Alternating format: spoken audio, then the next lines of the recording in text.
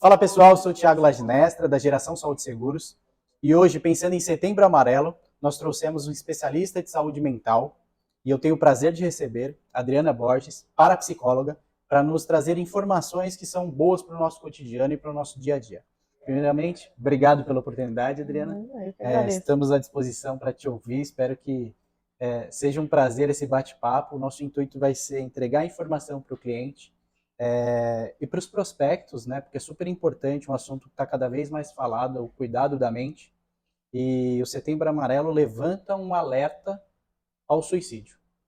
Exatamente. E antes até da gente começar, eu acho válido você ter um currículo muito extenso. Então, aproveita, fala um pouquinho das suas especialidades para que o pessoal te conheça. Já aproveita e disponibiliza suas redes sociais para que as pessoas conheçam. E como a gente tem uma proximidade, saiba que a gente tem uma relação também de parceria que pode contribuir até mesmo com os clientes. Com certeza.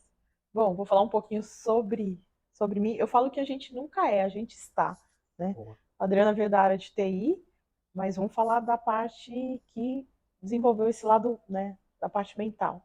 Depois de descobrir minha missão de vida, eu acho que é até um ponto que a gente possa colocar aqui para as pessoas, porque quando você descobre sua missão de vida, você descobre que você tem motivo para acordar. Eu acho que está muito ligado ao que a gente está vivendo hoje. Então, quando eu descobri que a minha missão de vida era ajudar pessoas, onde eu desenvolvi estratégias que possam ajudar de uma maneira mais rápida, então eu fui buscar esse caminho.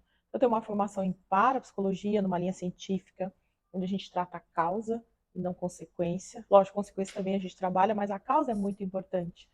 Eu tenho formação em hipnose sistêmica, conhecendo todo o contexto da pessoa. Eu estudei radiestesia, eu estudei apometria, biomagnetismo, PNL, então são muitas formações. E agora eu estou focando em juntar mente e corpo, uma formação em biomagnetismo para entender que a gente pode utilizar ímãs para poder ajudar as pessoas a tratar o mental dela, porque as doenças são psicossomáticas. Então a gente trata o mental e faz um trabalho em conjunto com os ímãs, como um médico do México que descobriu essa técnica, e é sensacional. 10 minutos de ímã, ele corresponde a 6 meses de um tratamento com ortomolecular. Nossa. Então, tem resultado muito rápido. E a gente não tem mais tempo a perder, Thiago. Então, parabéns pela ideia, porque as pessoas, às vezes, elas sofrem por falta de informação. Às vezes ela não tem ideia que ela pode buscar ajuda. Que a gente possa dar esse alerta para as pessoas. Eu estou há mais de uma década atuando e há mais de 15 anos estudando um pouquinho sobre o processo da mente. E a gente consegue ajudar muito se a gente prevenir. É lógico, depois tem ajuda, mas se a gente puder prevenir, é melhor ainda.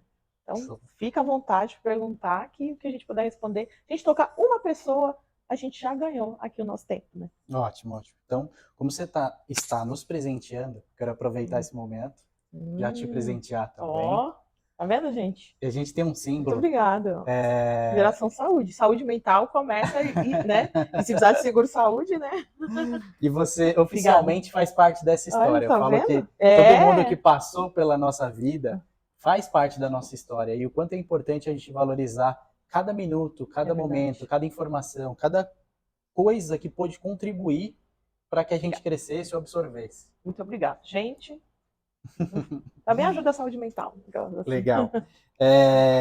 Então, falando de Setembro Amarelo. Aí, eu tô simbolicamente já representando sim, o amarelo. Suicídio.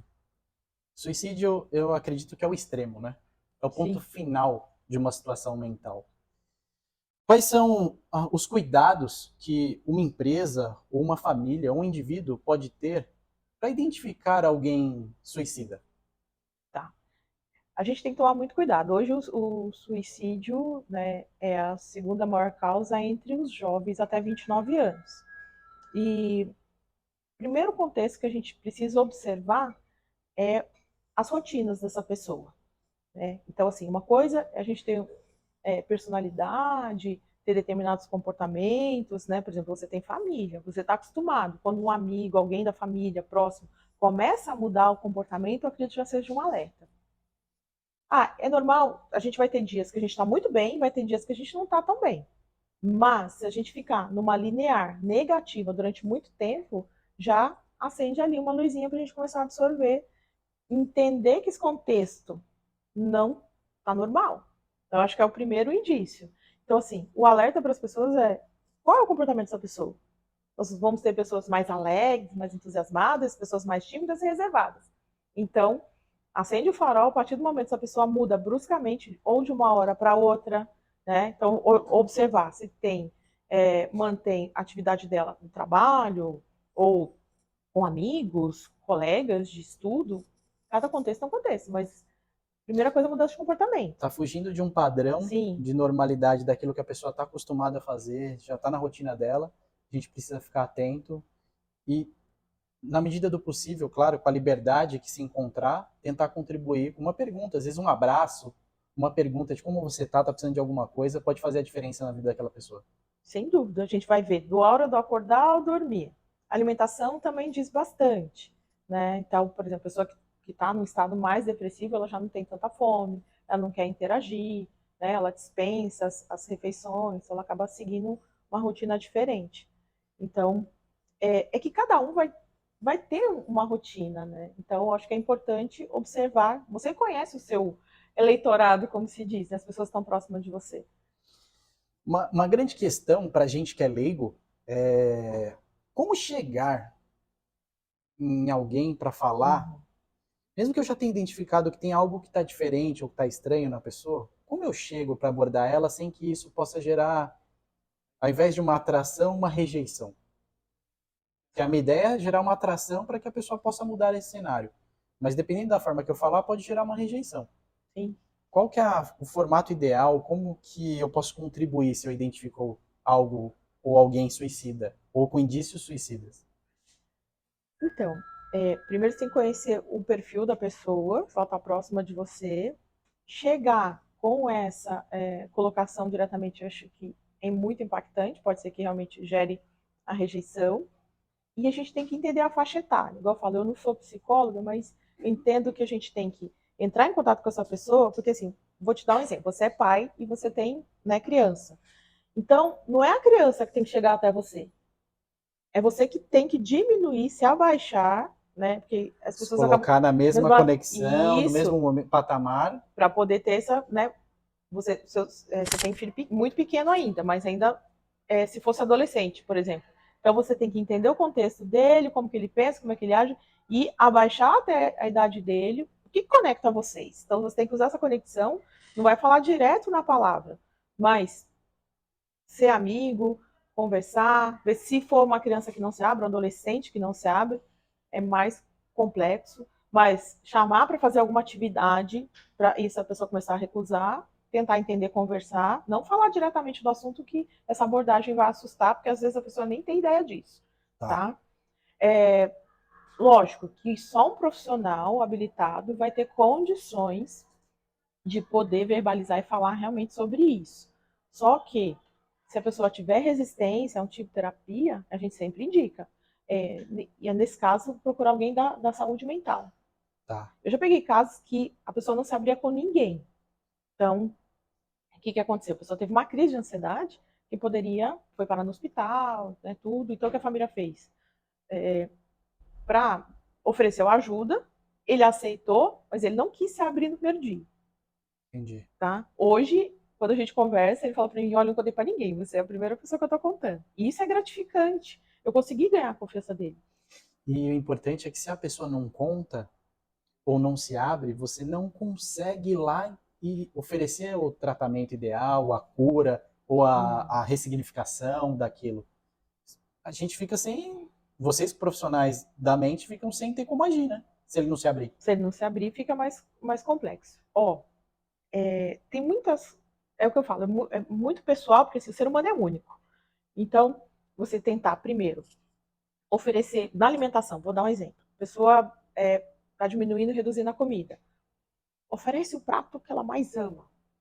Se ela recusar, também é Tá alerta. estranho. Começa, tipo assim, oferece os passeios, oferece coisas de lazer, porque assim, o que acontece? Hoje tem muita coisa que ou a criança deixa de ir na escola, por exemplo, está sofrendo um bullying, ou ela deixa de frequentar um determinado grupo, porque ela se sentiu Entendi. rejeitada, né? Então, assim, principalmente, né, adolescente, quando ele entra nessa a idade de começar a se relacionar, então, quando a pessoa não está habituada, né, a gente brinca, né, ele leva um toco, E aí já começa a sentir mal, né? Então já peguei casos bem interessantes, porque começou na rejeição nessa parte de relacionamento.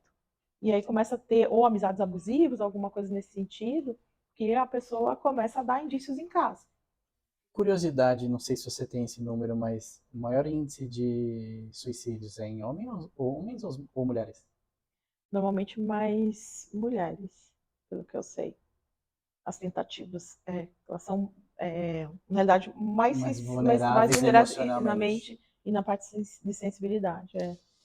E aí eu tô conversando com algum amigo, ou algum cliente, alguém que me compartilhou que já pensou em se matar. Uhum, Isso já naturalmente já era um alerta muito grande. sim. O que eu tenho de ferramenta, mesmo sendo leigo, que eu possa contribuir para esse momento de crise? Porque a pessoa já está no momento de crise, falou, ó, já para mim a vida não serve mais, eu acho que está tudo dando errado, a melhor situação para minha vida talvez seria a morte. Então a gente precisa contribuir. O que eu posso fazer como leigo ou de imediato eu já tenho que direcionar para um profissional? Olha, é complexo porque assim, se a pessoa já se abriu, ótimo, isso já é sensacional. Então ela está te dando uma abertura porque ela confia em você. E se ela confia em você, primeiro deixar ela falar, porque colocar para fora esvazia bastante, ajuda, tá? E assim, que eu posso dar dicas de exercícios para essa pessoa fazer, mas o ideal é que você oriente ela a procurar alguém da área, um profissional.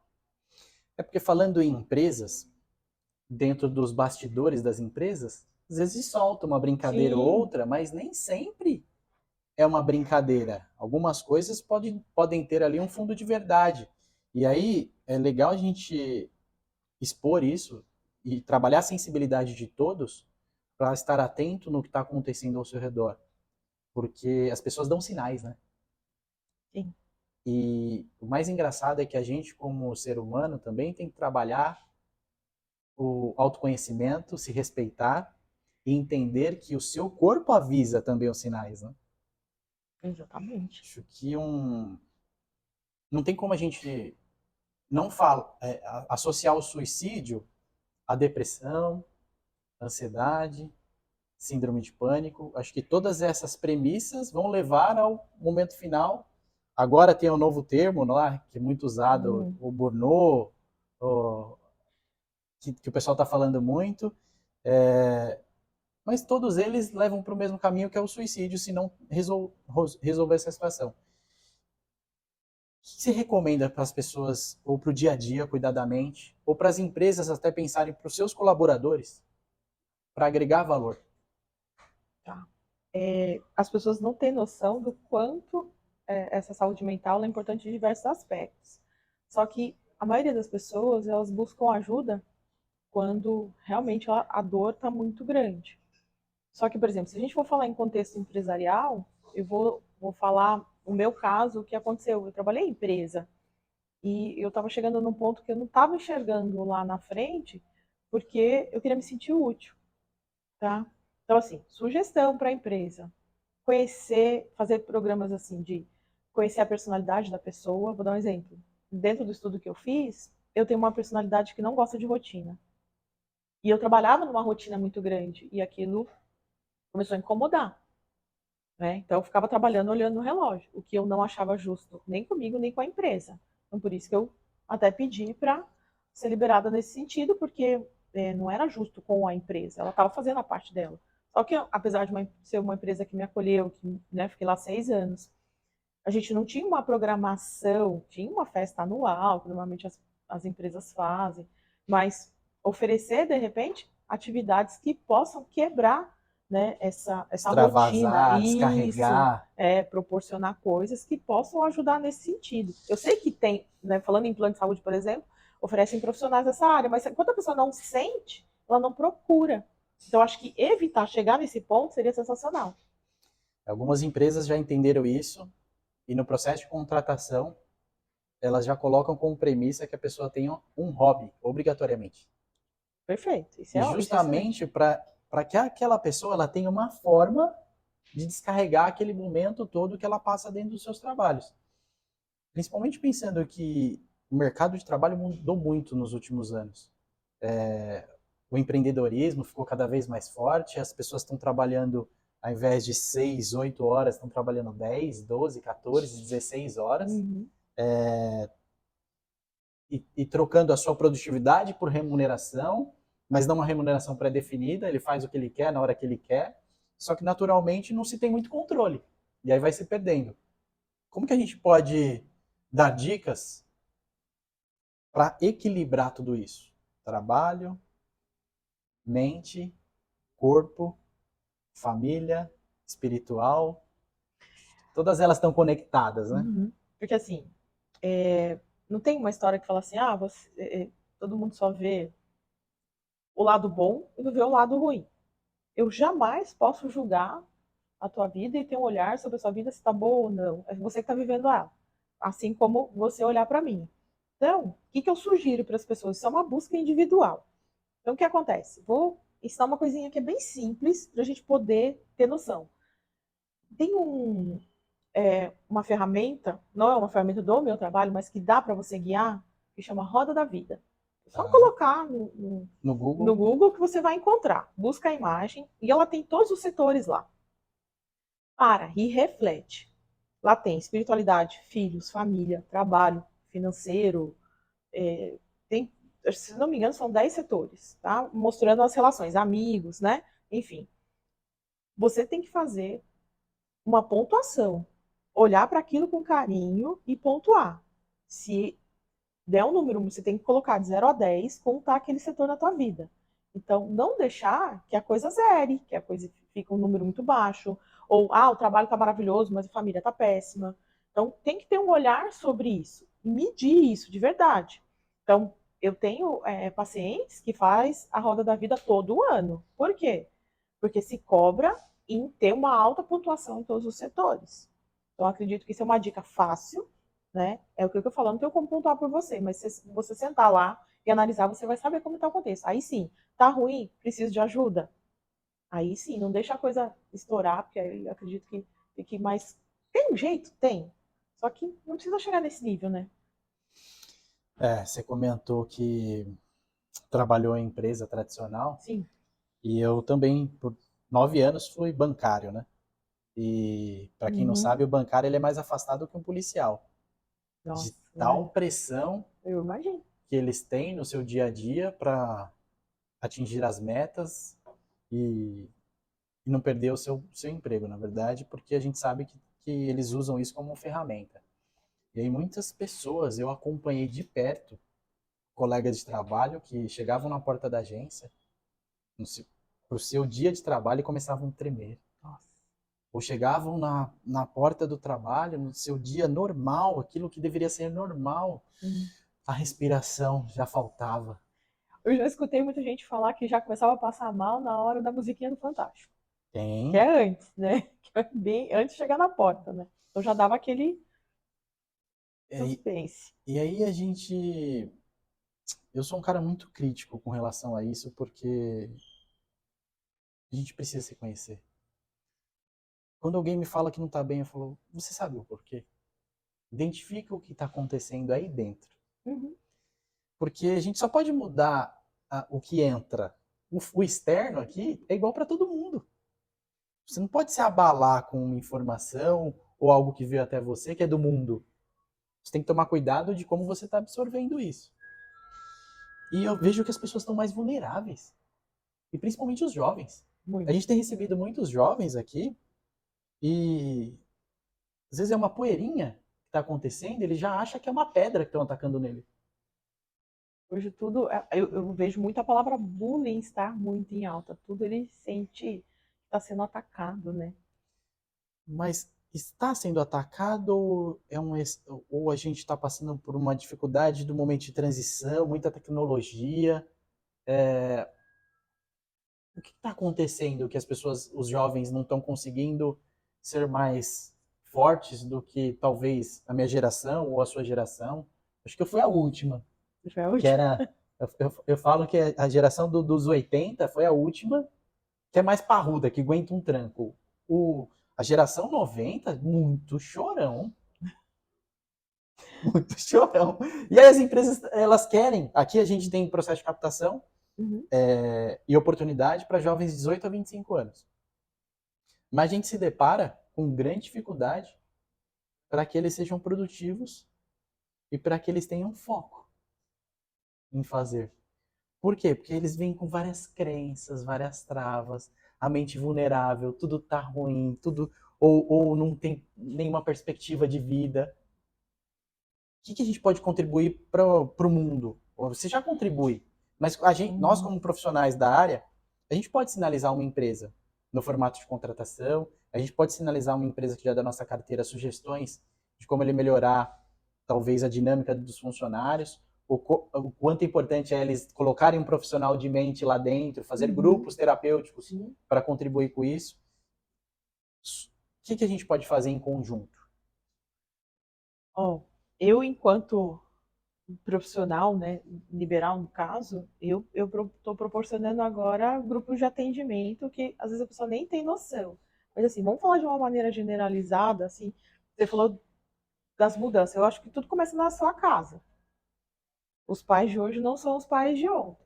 Hoje a gente tem muita informação, a gente tem a tecnologia, está muito mais fácil da pessoa obter informação. Só que eu acho que tudo começa na sua casa. Vou falar na minha perspectiva de visão, né? Meu pai e minha mãe são de uma geração que eles não me deram permissão para ficar pensando e escolhendo numa profissão primeiro. Eu vim da área de TI. Por quê? Porque meu pai colocava para mim que eu tinha que ter uma profissão. Foi forçada. Sim. Vai logo, vai logo. Então, assim, quando eu cheguei e terminei a 8ª série, que eu fui para um colegial, meu pai me disse que eu tinha que procurar um curso profissionalizante, porque ele queria que os filhos dele já trabalhassem desde cedo, procurar sua própria independência. Ele pode ter colocado de uma maneira, talvez, mais não tão delicada, né, digamos assim. Meu pai não teve muito estudo. Mas hoje eu vejo que existe, para mim, o mal agora é a super proteção. Tá? Não estou criticando ninguém, não tenho filhos, mas eu vejo muitos filhos sendo super protegidos. E aí, o que acontece? O pai e a mãe têm todo um cuidado, tem o medo do mundo lá fora, quer cuidar daquele filho ali, né? Então, assim, eu não sei como foi para você, mas eu fui criada brincando na rua, exposta a bactéria, a me machucar, a tudo. Eu tenho uma brincadeira que eu faço nas conversas que a gente já teve sobre isso. Eu de igual forma: pipa, bola, peão, bolinha de gude, taco, pega-pega, esconde-esconde, tudo que era brincadeira de rua, chorando, batendo, apanhando, falando besteira, se divertindo, rindo. E virou a gente, olha só. Ai, que incrível. Não é? Mas esse excesso de cuidado dos pais, então, e aí eu posso até me colocar também, porque eu tenho os meninos maiores, 21 e 19, mas eu tenho a bebê de 2. Esse excesso de cuidado fica blindando do mundo aí fora. E o mundo aqui fora é leão a todo momento procurando o carneirinho. E aí a gente preserva tanto os filhos ali dentro da gaiola como o carneirinho. Quando ele sai para a rua, o leão vem e destrói com ele. Então a gente precisa formar mais ou ensinar mais, contribuir mais, não só para os filhos, mas para aquelas pessoas que a gente tem a oportunidade de orientar para que sejam leões no mundo aí fora. Porque se for carneirinho, não vai dar muito certo. E aí os pais, com o maior amor, todo o cuidado, todo o carinho que eles têm, estão errando ou pecando neste excesso, trazendo pessoas fracas. Os filhos são o que os pais pensam deles. Então, começa, para te falar a verdade, eu acho que começa até antes. Que, por exemplo, o que acontece? A gente tem muita caso de gestação não planejada também, tá? Então, eu vejo muita mãe solteira, muita mãe que não planejou aquela gestação. Tudo bem, deu certo, tá aqui, tá com saúde, só que vem aquela programação já vindo para essa criança mostrando rejeição. Então, como a gente está falando da questão do Setembro Amarelo, ansiedade, síndrome do pânico e depressão são gestacionais. Então, quando a mãe não planeja essa gestação, ela já está embutindo uma programação de rejeição. Aí a gente tem rejeição de nascimento. Tem um negócio de idade, né? As doenças nas mulheres vêm da mãe, oriunda da mãe. Ah, tá. Na análise psicossomática, né? Porque eu tenho uma formação em análise psicossomática. Mas segundo a psicologia, de 0 a 7 anos e meio, a criança absorve os sentimentos da mãe, nas doenças psicossomáticas. E de 7,5 a 14,5, ela absorve o comportamento e sentimento do pai. Só de 14 anos e meio em diante é que as doenças são frutos do comportamento dela. Porque assim, toda doença tem um comportamento e um sentimento por trás. Então, quando eu faço a análise da pessoa, eu começo entendendo lá desde a vida intrauterina. Porque assim, nós somos um, funcionamos como dois. Então, eu tenho um racional, essa mente, que eu só posso dizer que eu estou consciente quando eu sei, quero e posso. E quantas vezes nessa vida a gente sabe, quer, mas não pode? E quantas vezes a gente pode, sabe, mas não quer? Quem age? Esse inconsciente, subconsciente, existem várias nomenclaturas. Então, o que ele faz? Ele pega todo um contexto desde a vida intrauterina. E ele começa a existir 48 horas pós-concepção. Tem nem o corpo físico da criança na barriga da mãe. Ela está absorvendo tudo que está acontecendo lá fora. Então, a criança sabe se ela foi rejeitada ou não, se ela foi planejada ou não. E ela vai absorvendo tudo que está absorvendo da mãe, né? A mãe pensa, sente, passa, tudo está acontecendo no contexto dela. Relacionamento, o trabalho, tudo. E se Ela não me absorve engano, tudo isso. 95% nosso é subconsciente, né? É. Então, Quem usou naturalmente, 10% foi Einstein, né? Então, são os gênios, né? então a gente coloca aí de 5 a 10 uma variação de consciente, o restante do A inconsciente. gente repete ações que não sabe nem de onde vieram. É. Ou tem sentimentos que são oriundos do nosso subconsciente lá atrás. Isso. Então, se a pessoa for analisar, por exemplo, tomei X atitude. Eu sabia, eu podia, eu queria. Então, ela tem que se questionar sobre isso. Então, se um desses verbos não foi conjugado, foi uma coisa do inconsciente. E é interessante você se entender, você se conhecer. Você ter uma ideia, isso começa muito lá atrás, né? Porque se a gente, assim, são vários estudos que a gente vai chegar na mesma situação. Quando a gente está falando de suicídio, a gente está falando de dor. A pessoa não quer se matar, ela quer matar a dor que ela está sentindo ali. E às vezes ela nem sabe de onde vem. Então, vou dar um exemplo. A criança, o adolescente foi tentar se relacionar. Aí ela se sentiu rejeitada. Aí ela começa a o quê? Sentir uma dor que ela não sabe, angústia. Por quê? Essa rejeição pode estar linkando na gestação, não planejado. Entendi. E aí ela vai, a criança nasce normal e aí esse link vem depois. Então, a mente inconsciente, ela cria um link. Então, por isso que é muito importante conhecer o contexto. Então, por isso que a gente fala ansiedade, depressão, síndrome do pânico gestacional, por quê? Porque o que aconteceu com essa gestação da mãe, ela vai carregar no inconsciente dela para a vida. Ela vai ser normal? Vai ter algum problema? Se tiver algum link que desperta lá, mas começou lá.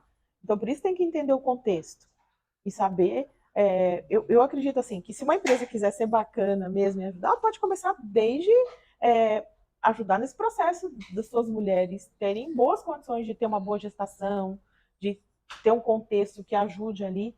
Para mim, se a gente for na raiz do problema mesmo, a gente vai começar lá na vida intrauterina. Você levantou um sinal de alerta que talvez a gente tá pegando a raiz dos problemas. Sim. Então, fico alerta para a empresa. Você que tem uma empresa acima de 10 funcionários, 20, 30, é importante você acompanhar todo o processo de gestação dentro da empresa. E a primeira identificação é, numa conversa com a mãe, entender se foi planejado.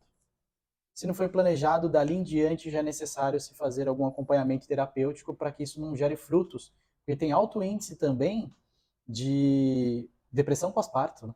Sim. Não gere frutos que são negativos, não frutos positivos. Né? Então, fico alerta para a empresa e aproveito a oportunidade para chamar sua atenção. A gente tem um grupo disponível para terapia em grupo. Então, você que é um cliente nosso, chama aqui o nosso apoio para que você faça parte de um grupo de terapia através de atendimento com a Adriana. Se for necessário algum atendimento individual, aí a gente precisa tratar direto com ela, mas em grupo dá para a gente fazer pelo menos uma vez ao mês, conforme o cronograma de agenda. É isso, Dri? Presente para os nossos presente clientes? para os clientes. Porque eu percebi, porque o trabalho que eu faço, ele normalmente não leva muitas sessões. É lógico, se a pessoa depois quiser continuar com uma mentoria, a mentoria também pode ajudá-la a manter esse processo mental em dia. Dá para fazer grupos de mentoria, individual ou em grupo.